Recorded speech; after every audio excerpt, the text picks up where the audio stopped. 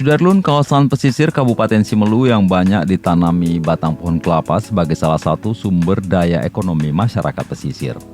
Ribuan batang pohon kelapa tampak berjejer di sepanjang jalan arah pesisir Kecamatan Tepas Selatan.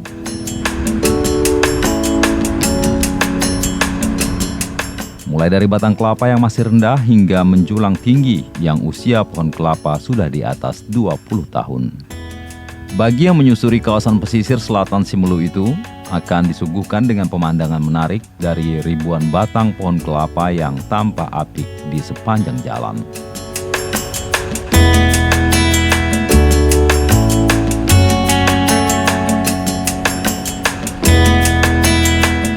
Tidak hanya itu, kawasan pesisir langsung menghadap lautan lepas Samudra Hindia yang membuat pemandangan tak kalah menarik.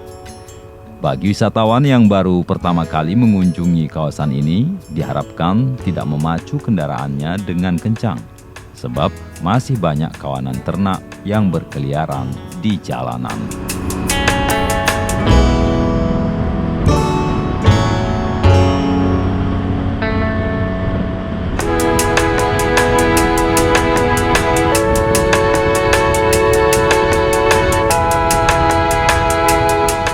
Dari Simelu, Sari Mulyasno, Serambi On TV.